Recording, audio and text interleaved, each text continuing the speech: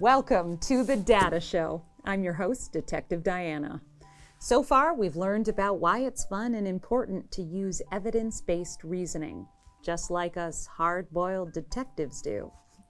If you know how to look for evidence, separate the good from the bad, and focus on expert advice backed by loads of data, you're well on your way. Today, we'll focus on how to tell if people's claims actually make sense logically. I admit it's a subtle art. Sometimes things are statistically related, even with scientific data, but they are not actually related for the reasons they claim.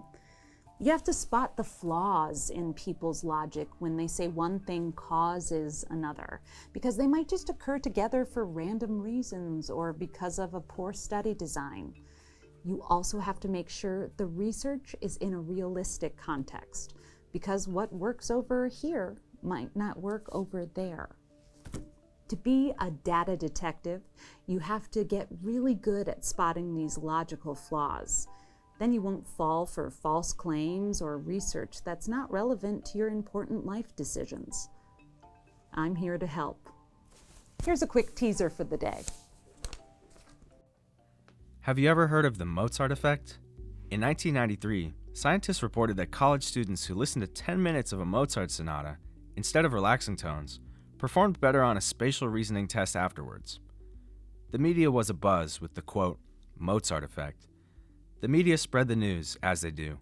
Parents were psyched to learn about a new and easy way to make their kids smarter. Just play classical music for them. A cottage industry was born around the Mozart effect. There were speakers to play Mozart through your stomach to your unborn child, and a 3-cassette tape you could buy for their listening pleasure once they came out. Logically, the Mozart effect seemed plausible. We all have stereotypes about how people who listen to classical music are smarter. And kids who grew up playing a musical instrument did seem to score higher on tests. Like the SAT, case closed. Importantly, this relationship did not mean that Mozart or classical music causes intelligence. It turned out that parents who exposed their children to Mozart and to classical music training also paid more attention to their education, like reading and math. Their kids did score higher, but probably not just because of the classical music. Later, it was found that listening to any kind of music, especially your favorite music, can temporarily help you focus and pay attention, which explains the higher lab test scores. So, a lot of hard-earned time and money were spent playing Furelese to fetuses and forcing helpless babies to watch Mozart videos. Rest assured, you can listen to whatever you like and still keep learning. No need to buy anything. It's not easy to disentangle when things are related but not causally related. Scientists call that type of confusion the third variable problem. One way to approach this is to try to think of a third thing that could cause both related items, like Mozart exposure and high SAT scores could both come from hyper-involved parents. Damn you, Linda. Here's another example. If eating kale correlates with good health, then the media makes it seem like you should eat loads of kale to avoid heart attacks and live longer. But thinking of a third variable, being a type of person who lives a healthy life in general would cause both kale eating and good health. Those go-getters probably go for walks in the pre-dawn hours before whipping up a delicious spinach smoothie with homemade honey for breakfast. This general lugubriousness might produce good health, but that doesn't mean we all have to become obsessed with kale per se. Scientists have a word for things that can mess with our ability to assume that X causes Y. Confounding variable. A hidden or unconsidered variable that might cause us to misinterpret whether one thing causes another. Let's watch a demonstration from our friends Lion and Monkey to help us understand this concept. Lion. And Monkey. Ooh, ooh. Rawr. You seem upset. Is something wrong? I've had a rough week. The bills are piling up, my mane is full of knots, and I haven't been sleeping. You should talk to a woman. Huh? Women are more empathetic. They're just naturally better at listening to people's problems and giving advice. You haven't met my sister. It's genetic. Men and women are wired differently. Women have to care for their young, so their hormones make them more empathetic. Oh, well, I'll see if my sister is busy. But we should look into this. I know some empathetic men and some less than empathetic women. Thank you, Lion and Monkey. Lion and Monkey are considering whether one thing, biological sex, causes another, empathy. Considering confounds and third variable problems, what are other reasons that women could seem more empathetic even if it doesn't require two X chromosomes to work? Here's another example. At this moment, mindfulness is everywhere. It's promoted for everything from dealing with work stress to sports performance to depression. Does it work? A study a few years back tested whether mindfulness decreases depression. Scientists asked participants to rate their current level of depression and then split them into a group that would practice mindfulness versus a control group that would not. The mindfulness group met with their group mindfulness class in a classroom each week for 8 weeks. The control group was told that they were on the wait list for the mindfulness class so they could do it after the study ended. Sure enough, the people in the mindfulness group had lower depression scores afterwards, and the control group was unchanged. The scientists did a good job by randomly assigning people to 2 groups. After all, if you just let everyone who likes mindfulness in the treatment group and those that hate it in the control group, you will end up with a third variable problem. People who want to sign up for mindfulness might be more calm and social than people who don't. Things that could also lower depression without having anything to do with mindfulness training. Good on them. But the study still had a confounding variable. The control group did nothing, whereas the mindfulness group did lots of things beside mindfulness, like going on weekly lab visits, leaving home, going to the classroom away from tiring work or kids, and interacting with people who empathize with their depression. They also talked in passing to the therapist who ran the study. All of these experiences are known to improve mood, but do not require mindfulness per se. Thus, we can't be sure from that study that mindfulness caused lower depression. Thankfully, there has been more research into this that also finds that mindfulness can help people with depression. Mindfulness interventions are cheap, easy to implement, and can help prevent relapses into depression, particularly when it is paired with other traditional therapy. But it can't cure depression on its own.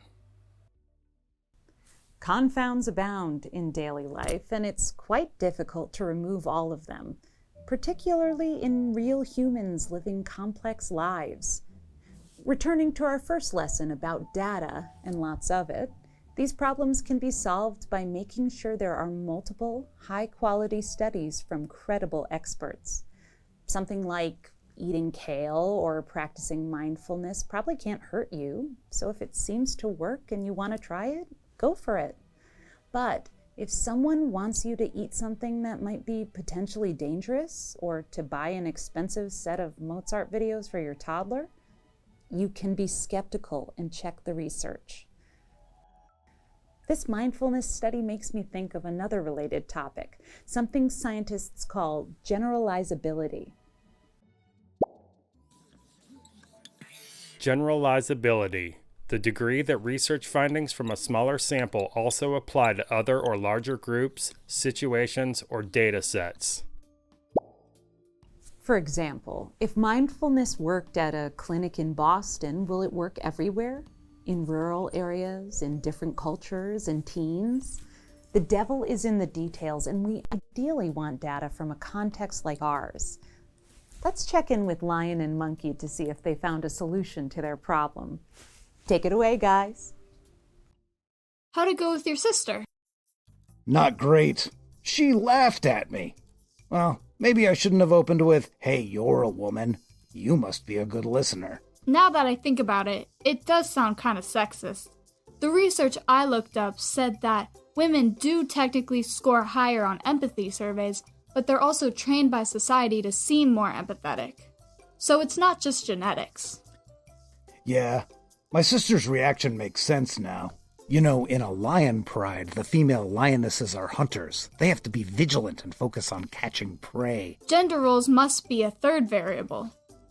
Yeah. Also, you're very empathetic, and you don't have any kids to take care of yet. Well, I'm your best friend. I want to hear all about your problems. Oh, well, I feel better already. Aw, love that lion and monkey. So, third variable problems can relate to generalizability. For example, if you ask a group of religious studies majors to try mindfulness, they might stick to it longer than the rest of us would. So, the intervention could work with this group because of a third variable that won't generalize to another group. If possible, it's good to check who was in a study. Sometimes they were monkeys, lions, or rats. Lots of times they were American college students. Important attributes about these participants might mean that the study won't generalize to you. Hey, you busy? Never too busy for you, Ted, and your wealth of stories. Hey, so what's on the agenda? We were just chatting about generalizability. You can't assume a study that works in one context will work in another. You know, I heard on the public access channel about weird populations in research. You're weird, Ted. It's an acronym. WEIRD. Western, educated, industrialized, rich, and democratic. That does make more sense. Yeah, a lot of research has used these convenient samples of participants. They're readily available at the universities where research is done. And these are mostly people in the US, UK, and some other European countries, right? Right. So they aren't actually sure if all of these scientific findings will work on people in other groups, countries, nations. Like I heard that people in East Asia are more interdependent with work colleagues and family than Americans, and they're more likely to believe opposites can coexist, like effort versus talent. Yeah, like yin and yang. Cultural differences are real. There were even 3 tribes in Ghana that didn't perceive a classic visual illusion, where weird participants view one line as longer than another one when there are opposing arrows on the ends. Whoa, so even something as basic as vision differs. Yeah, and thinking about my own life, college kids in Cambridge, Massachusetts are probably not familiar with the same things that occupy our minds on the farm. Farmers need to be super connected with their family and neighbors and pay close attention to the weather and seasons, things that don't seem as relevant to wealthy college kids. I can see that. I grew up in a city. My parents sent me 10 states away so I could go to college at their alma mater. Go Turtles! Plus, I basically never know what season it is since I spend most of my time looking at these 10 computer screens. Plus, the weather is so screwed up now, am I right? But we both love data and zucchini. Yes, and that's where it's at this month. I'm glad the market brings you to town so we can keep learning from each other. We're similar and why we're different. Yeah, but rest assured, I'll be back, Diana. Let's stay weird. All right. He's fun. How cool was it that Farmer Ted had just watched the documentary about weird populations? Perfect timing as usual. Remember, just because something worked out in one study, species, context, group, or culture does not mean it will work everywhere. Life is great, both because deep down we're all so similar and because we're all so different. The more the merrier. Before we end, let's go one step deeper to understand a correlation versus a cause. Correlation, a measurable association between or among things, events, or variables. When 2 events are correlated, the occurrence of one directly increases or decreases the occurrence of another. Strangely, 2 things can be correlated even when there's no direct reason. For example, you might drink lemonade on a hot day while you feel hot and fan yourself. So, lemonade and being hot are correlated, but we wouldn't assume that lemonade causes hot feelings or genteel fanning. Returning to the weird cultures, it's not even certain that being hot will cause you to want a cold drink. Did you know that in India, Egypt, and Saudi Arabia, people drink hot tea in hot weather? Culture matters, and correlation is not causation. Causation. A relationship between two events or variables such that one is the effect of the other. When things are causally related, one thing is directly responsible for the other in a systematic way. When one happens, the other always happens if conditions are similar. Like, on a hot day, you might sweat more, get dehydrated, and faint. Your doctor can assume that heat causes fainting because they understand the causal mechanisms in the body through dehydration. Here's a fun example of when a correlation could be mistaken for a cause. On a hot summer day in Surf City, newspaper stands all over town were filled with breaking news about the 5th shark attack that July. Aria wonders what is causing all of these shark attacks. Like any good data detective, she's searching for more info on shark attacks and summer statistics. What she finds is very concerning indeed. Aria finds a graph that shows the number of shark attacks and ice cream sales by month. She starts to fear for the safety of her friends and family. In a terrible twist of fate, Lucas has just gotten a summer job at the ice cream stand. Aria is horrified.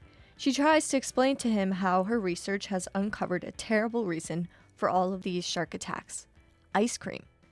She thinks eating ice cream must have caused the shark attacks somehow. You see, in this case, Aria and Lucas seem to think that ice cream sales caused the summertime spate of shark attacks. They have become determined to stop people from buying ice cream. There's no denying the graph. There's definitely an increase in both ice cream sales and shark attacks in the summer compared to in winter. But any good data detective would realize that there isn't a good causal reason that the ice cream would increase shark attacks. Unless, of course, the big fat floating bodies look more like the seals that sharks usually eat. The correlation is very real, but what we have here is more likely to reflect a third variable problem, or a confound: hot weather. Hot weather both causes people to buy ice cream and spend time in the sea where the sharks live, even though the two are not directly related. The good news is, there's no reason to give up those tasty treats. Thankfully, Aria and Lucas realize the difference between the correlation and the cause before they embarrassed themselves at the town hall or ripped cones out of hands at the ice cream stand. The hot weather caused the increase in both ice cream sales and shark attacks, so they can sell and eat all of the ice cream they want. Woot! This is just a cute story, but it's also a great way to see how evidence, when interpreted correctly, impacts real decisions. By thinking it through, Aria and Lucas were able to boost their pocketbooks and their sweet treat intake while still surviving summer. It helps immensely in life when you can separate out times when one thing is related to another versus times when one thing causes another. By honing this skill, you won't fall prey to false claims. We can avoid being swayed by that guy on YouTube who believes tried and true medical practices are government conspiracies to give aliens access to your brains. You won't have to buy unapproved, expensive herbs that are supposed to cure all disease when there are more researched and effective treatments available. Sorry, Grandpa. We don't have to subscribe to expensive monthly news services to learn today's one simple trick to unlock happiness. Think carefully before you spend your hard-earned money or ingest mystery vitamins. Was the research credible? Performed by experts? Was it a good study? Does it make causal sense? We'll still have sharks, but at least we won't give up our ice cream. See y'all next time. Case closed.